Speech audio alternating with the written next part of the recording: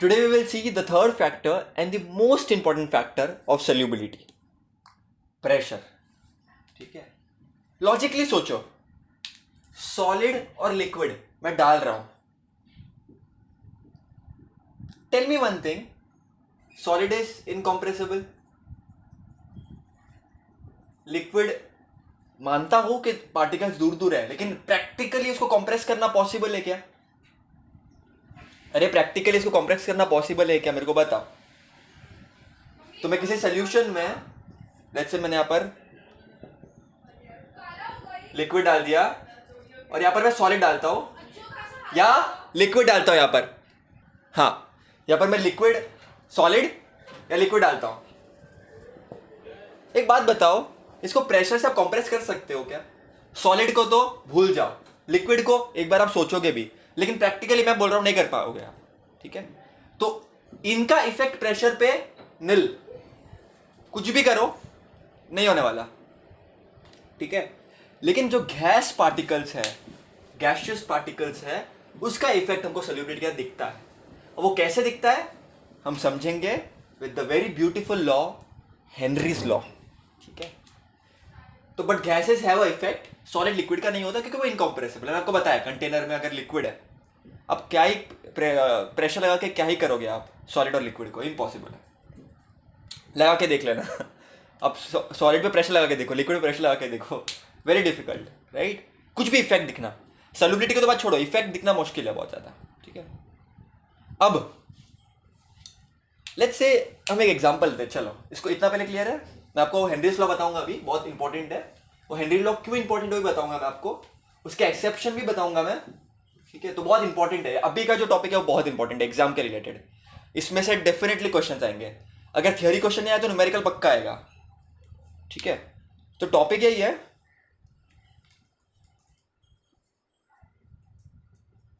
solubility of gas in liquid. ठीक है, ठीक है, solubility of solid and liquid तो हमने खारिज कर दिया. इन लिक्विड क्यों? इनकॉम्प्रेसिबल है, कितना भी कोशिश कर लो कुछ नहीं होने वाला. ठीक है, लिक्विड प्रैक्टिकली इनकॉम्प्रेसिबल है. हाँ, लिक्विड में आप बोलोगे कि सर थोड़ी बहुत जगह होती है, मैं मानता हूं, लेकिन आप प्रैक्टिकली नहीं कर पाओगे. अब एग्जाम्पल लेते हैं. ठीक है, फिर समझेंगे इसको अच्छे से. आपको दिख रहा है कि नहीं? आई थिंक आपको ऊपर का नहीं दिख रहा है. मैंने हेडिंग लिखा है सिर्फ, solubility of gas in liquid. ठीक है, इसको रफ कर देता हूँ, मैं नीचे लिख देता हूँ चाहिए तो. ठीक है,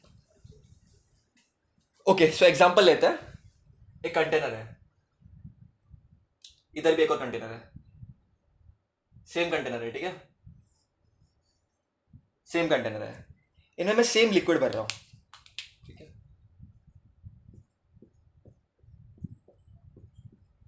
ठीक है, इधर भी. ठीक है, लिक्विड भर रहा हूँ, सेम लिक्विड. क्या करूंगा, ऊपर मैं पिस्टन लगा दूंगा. क्या करूंगा मैं, ऊपर में पिस्टन लगा दूं.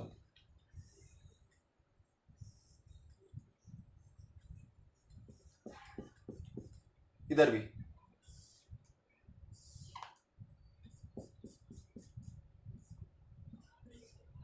पिस्टन लगा रहा हूं और यहां पर मैं गैस पार्टिकल्स भर दूंगा. ठीक है, गैस पार्टिकल्स भर दिए मैंने. ठीक है, गैस है यहाँ पर गैस है, यहाँ पर लिक्विड है. अब मैं क्या करूंगा ना, इधर एक वेट लगा दूंगा, वेट मास लगा दूंगा इधर एक W. तो होगा क्या, ये वेट प्रेशर एक्सर्ट करेगा गैस पार्टिकल्स पे. अब गैस पार्टिकल प्रेशर एक्सर्ट करेंगे लिक्विड पे, और देखते क्या है हम, ये जो गैस पार्टिकल्स है वो प्रेजेंट थे यहां पर. मतलब प्रेशर की वजह से गैस पार्टिकल नीचे आ गए. तो gas particles because of pressure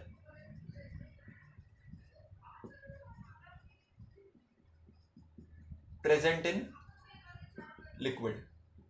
वाह भाई, वेरी नाइस. अब मैंने क्या किया, वेट्स इंक्रीज कर दिए. इधर भी वेट, इधर भी वेट, इधर भी वेट, वेट इंक्रीज कर दिया मैंने. ठीक है, ज्यादा ताकत लगा रहा हूं अभी मैं. तो यहां पर गैस पार्टिकल्स थे पहले, ठीक है, गैस पार्टिकल्स थे, जैसे यहां पर गैस पार्टिकल्स थे वैसे यहां पर भी गैस पार्टिकल्स है। अब जैसे मैंने वेट इंक्रीज किया, मतलब मैंने यहां पर क्या किया, प्रेशर को इंक्रीज किया, तो बच्चा प्रेशर बढ़ाया, वेट बढ़ाया, तो उसने गैस में का प्रेशर डाला और गैस ने लिक्विड पे डाला। अब हमको ज्यादा गैस के पार्टिकल्स दिख रहे हैं। अब समझ रहे हो मेरी बात, मैं क्या बोल रहा हूं। यहां पर गैस था, मैंने प्रेशर बढ़ाया, तो जब मैंने इसको पुश किया, मैंने पुश्ड इट, तो गैस का पार्टिकल्स लिक्विड में चलेगा। विजुलाइज कर पा रहे हो, उसको इमेजिन कर पा रहे हो। मतलब solubility of gas increased with increase in pressure. यहां पर गैस पार्टिकल ज्यादा थे कंपेयर टू इधर, क्योंकि यहां पर प्रेशर कम था, यहां पर प्रेशर मैंने बढ़ा दिया। देखो यहां पर वेट एक ही था, यहां पर 1 2 3, मैंने 3 वेट डाल दिए, और 5 kg के कितने भी हो सकते हैं मास, ठीक है। इसका मतलब क्या, सॉल्युबिलिटी का मतलब क्या है, यहां पर कितने सल्यूट, मतलब कितने गैस जा रहे हैं। गैस था, मैंने प्रेशर लगाया, मैं ज्यादा प्रेशर लगाऊंगा तो ज्यादा जाएगा गैस के पार्टिकल्स। तो इसका मतलब क्या, solubility is directly proportional to pressure. जितना ज्यादा प्रेशर लगाओगे, जितना ज्यादा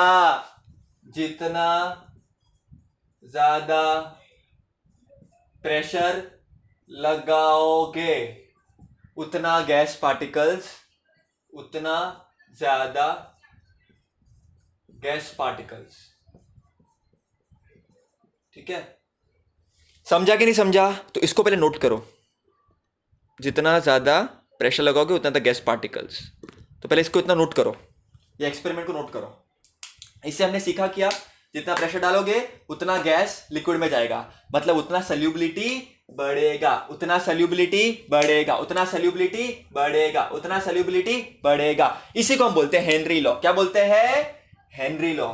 तो हेनरी नाम के साइंटिस्ट ने एक बहुत खूबसूरत सा लॉ दिया, जिसका नाम है हेनरी लॉ। कौन सा लॉ, हेनरी लॉ। ये थियरी क्वेश्चन बहुत इंपॉर्टेंट है बच्चा, बहुत बहुत इंपॉर्टेंट है, ठीक है। नोट डाउन कर लो, लिखता हूं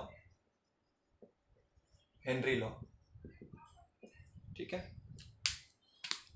बच्चा, नोट करना, लिखता हूं statement.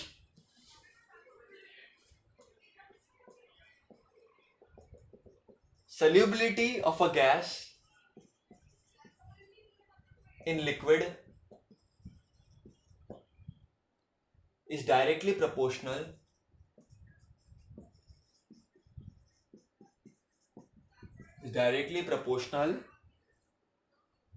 to the pressure of a gas over the solution। इसका मतलब क्या, गैस ही क्यों, सॉल्युबिलिटी ऑफ लिक्विड और सॉलिड क्यों नहीं, क्योंकि वो इनकॉम्प्रेसिबल है, उसका प्रेशर पे कोई इफेक्ट आता ही नहीं है, इसके लिए गैस लिखा मैंने यहां पर, ठीक है। Is directly proportional to pressure, मतलब जितना ज्यादा प्रेशर उतना solubility. Solubility of a gas and liquid is directly proportional to the pressure, ठीक है। इतना क्लियर है। तो बच्चा इसको मैं ऐसे लिख सकता हूं, यहां पर आपको क्लियरली दिख रहा है कि नहीं दिख रहा है। बहुत इंपॉर्टेंट है बेटा, ये वाला बहुत बहुत इंपॉर्टेंट है, अच्छे से नोट करना इसको। गैस क्यों समझाना, क्योंकि गैस से प्रेशर का इफेक्ट होता है, ठीक है, सॉलिड और लिक्विड का नहीं होता। बच्चा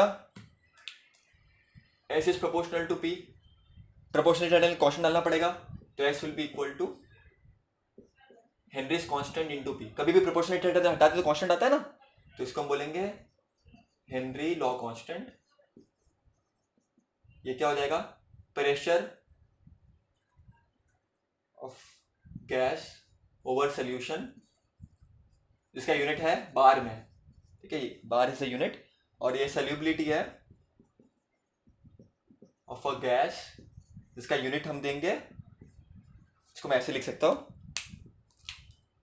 मोल पर लीटर में, ठीक है, इसका हम देंगे बार में, ठीक है। तो ये इसका स्टैंडर्ड यूनिट हमने लिख दिया यहां पर। ये इंपॉर्टेंट है बेटा, ये वाला पार्ट। ये कैसे आया, स्टेटमेंट से, स्टेटमेंट से हमने लॉ लिख दिया। बच्चा अब यूनिट बताओ ऑफ हेनरीज कांस्टेंट का क्या होगा, बच्चा क्या होगा इसका यूनिट, इसका क्या है, मोल पर लीटर, तो करके देखते हैं। चलो ये क्या होगा, मोल पर लीटर, ये KH हमको नहीं पता, और प्रेशर क्या हो गया, बार, तो ये KH का यूनिट क्या हो जाएगा, ये बार नीचे चला जाएगा ना, है ना।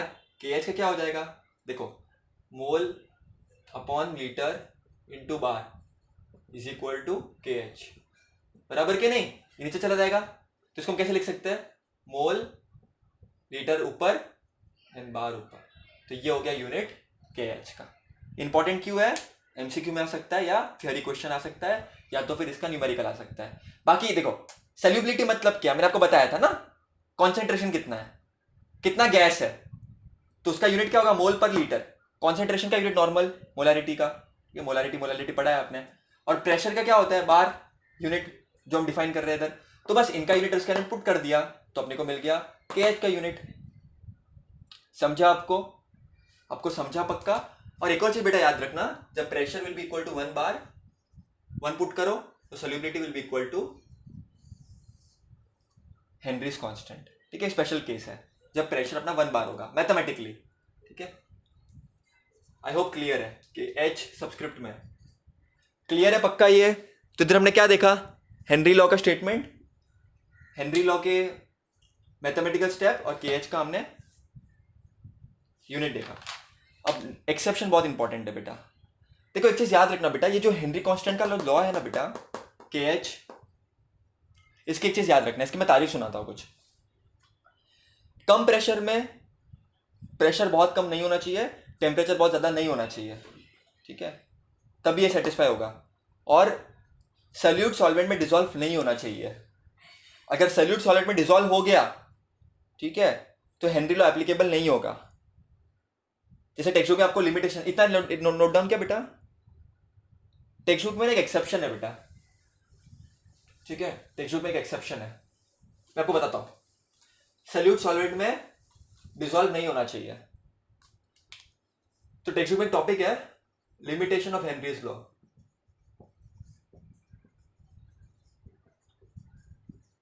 हो क्या रहा है बेसिकली, तो NH3 अमोनिया वाटर के साथ रिएक्ट कर जाता है और बनाता है NH4 प्लस NOH माइनस। तो NH3 तुम्हारा सल्यूट है, ये पानी में रिएक्ट कर जा रहा है, इसीलिए हेनरी लॉ यहां पर एप्लीकेबल नहीं है। एक और एग्जांपल देता हूं मैं, CO2 gas NH2O forms carbonic acid H2CO3। अब ये जो गैसेस है बेटा, मैंने क्या बोला, S is proportional to P, solubility is proportional to pressure, S is equal to KHP। अब ये KH का रूल क्या है कि कोई भी सल्यूट सॉल्वेंट के साथ रिएक्ट नहीं करना चाहिए, अगर रिएक्ट करेगा तो हेनरी लॉ एप्लीकेबल नहीं है। लेकिन ये दोनों गैसेस है ना, लिखो बेटा, NH3 CO2 do not obey Henry's law, do not obey his law, Henry's law. अब क्यों मतलब इसमें होता क्या, सॉल्युबिलिटी इसमें जितना प्रिडिक्ट किया था उससे बहुत ज्यादा है, सॉल्युबिलिटी प्रिडिक्ट किया उससे बहुत ज्यादा, उससे ज्यादा है। ऐसा क्यों, क्योंकि हेनरी ने क्या बोला, तुम लॉ मेरे एप्लीकेबल करोगे, मेरा लॉ एप्लीकेबल होगा जब तक तुम रिएक्ट नहीं करोगे सॉल्वेंट के साथ। लेकिन ये दोनों खुल्लम खुल्ला रिएक्ट कर रहे हैं, खुल्लम खुल्ला मिल रहा है, तो क्या होगा, इससे प्रॉब्लम हो जाएगी। प्रॉब्लम क्या होगी कि लॉ एप्लीकेबल नहीं होगा, और कुछ नहीं। बेटा नोट करो इसको, प्लीज नोट करो अच्छे से। तो ये लॉ एप्लीकेबल नहीं हो रहा है उनके लिए। अब आप सोचोगे ऐसा क्यों, अरे भैया हर एक लॉ में डिफिकल्टी होती है ना, हर एक लॉ में प्रॉब्लम होता है। ऐसा कौन सा लॉ है जो पूरी तरह से सही है, ऐसा कौन सा इंसान है जो पूरी तरह से सही है। इंसान भी अलग अलग होता है, गलतियां करता है, वैसे लॉ में भी गलतियां है कुछ, बराबर के नहीं, समझा के नहीं, मिटा दूं, रफ करूं, चलो मिटा देते हैं। अब इसका एप्लीकेशन देखेंगे, मजा आएगा, ठीक है, बहुत मजा आएगा। इसका एप्लीकेशन देखेंगे कि हेनरी लॉ को हम यूज किधर करते हैं भैया, ठीक है, चलो देखते हैं एप्लीकेशंस ऑफ हेनरीज लॉ। अच्छा बच्चा, पहला वाला वीडियो बहुत इंपॉर्टेंट था, इतना कुछ वो नहीं है। हाँ बेटा, पहला वाला वीडियो बहुत इंपॉर्टेंट था, जो स्टेटमेंट KH का वैल्यू, उसका यूनिट्स बहुत इंपॉर्टेंट था, प्लीज़ उसको लर्न कर देना, फिर ये वीडियो देखना। एप्लीकेशन है तो मज़ा आएगा, लेकिन वो ये मज़े के लिए पहले वाला वीडियो देख लेना, ठीक है। तो पहला एप्लीकेशन टेक्स्ट बुक पे इतना मेंशन नहीं किया हेनरी लॉ की एप्लीकेशन है, सुनो आपको मज़ा आएगा, ठीक है। देखो बेटा, कंपनीज क्या करती है ना, मेरी ड्राइंग तो आप समझ जाते हो, ये जो सोडा का कैप होता है ना बेटा, उसमें CO2 वो लोग डालते हैं, ऑब्वियसली CO2 मिक्स करते हैं। ये गैस है ना, अपना कोल्ड ड्रिंक क्या है, लिक्विड है, तो हेनरी लॉ एप्लीकेबल है। अब होता क्या है बेटा, है ना, ये बहुत ज़्यादा प्रेशर लगाता है यहाँ पर, तो प्रेशर लगाता है तो सोल्यूबिलिटी बढ़ जाती है CO2 की लिक्विड के अंदर। लेकिन जैसे बॉटल खुलता है ना बेटा, तो CO2 उड़ गया, प्रेशर चला गया, तो सोल्यूबिलिटी गिर गई। तो यहाँ पर हेनरी लॉ एप्लीकेबल हो रहा है। देखो यहाँ पर क्या है, प्रेशर लगाया है तो सोल्यूबिलिटी ज़्यादा है, ठीक है, ज़्यादा CO2 है, और वो मुंह में अच्छा लगता है CO2 सोडा, इसके लिए कंपनी की सेल बढ़ती है, तो हेनरी को लोग यूज़ कर रहे हैं यहाँ पर, है ना। आप समझ रहे हो मैं क्या बोल रहा हूँ आपको? आई होप क्लियर है। सोडा बॉटल फिजेस व्हेन ओपन, क्योंकि प्रेशर कम हो जाता है तो सोल्यूबिलिटी बहुत कम हो जाती है, इसके लिए तो बोलते हैं सोडा वाले जब तक सोडा है तब तक पी लो, वरना फिर आपको देखो मज़ा भी नहीं आता, शुगर शुगर लगता है पूरा। समझाएगा एप्लीकेशन? अब बोलोगे प्रेशर ऐसा क्यों लोग करते हैं? ऑब्वियसली उनके सेल बड़े, CO2 ज़्यादा है तो मुंह में टेस्ट है इसके लिए। बट एक और बताता हूँ मैं आपको, फटाफट बता देता हूँ। पता है, अब जैसे हायर एल्टीट्यूड में जाते हो, पहाड़ी इलाके में, उत्तराखंड वगैरह आप जा रहे हो, ऊपर जैसे जाते हो ना प्रेशर कम हो जाता है, तो सोल्यूबिलिटी कम हो जाएगी, ऐसे डायरेक्टली प्रोपोर्शनल टू पी कम, S कम, सोल्यूबिलिटी कम हो जाएगी। सोल्यूबिलिटी किसकी? गैस की। तो जब ऊपर जाओगे ना तो ऑक्सीजन का लेवल कम हो जाएगा, ठीक है। इसके लिए जो पहाड़ी इलाके में लोग रहते हैं ना, जो ऊपर ऊपर एकदम, उनके नेचुरली उनके पास RBCs वगैरह ज़्यादा होता है। क्यों? उनको पता है कम है वहाँ पर, तो उनकी बॉडी में ऑलरेडी RBCs वगैरह ज़्यादा होते हैं, तो एकदम चमकते वो लोग, है ना, लाल लाल दिखते टमाटर जैसे। अब जाओगे ना, इसके लिए लोग साइन वगैरह कराता है, कोई प्रॉब्लम तो नहीं है हार्ट वगैरह की, क्योंकि प्रॉब्लम हो सकती है, मेंटल कन्फ्यूजन वगैरह वो सब टायर्डनेस वगैरह हो सकता है, क्योंकि जैसे ऊपर जाओगे ना तो गैस आपको कम मिलेगा। तो वो Henry law again, as directly proportional to P, जैसे ऊपर जाओगे एल्टीट्यूड पे प्रेशर कम होता जाता है, तो सोल्यूबिलिटी कम होती जाती है बच्चा। क्लियर है आपको? ठीक है, आपको अलग अलग प्रॉब्लम्स होती है उसकी वजह से। अब डीप पानी में भी जाओगे, डाइव मारोगे, तो वहाँ पर प्रेशर बढ़ता है, इसको मैं बता देता हूँ, इतना इंपॉर्टेंट नहीं है, पर सुन लो, चलो मजे कर रहे हो तो सुन लो, मजा आएगा आपको भी। Deep sea diverse,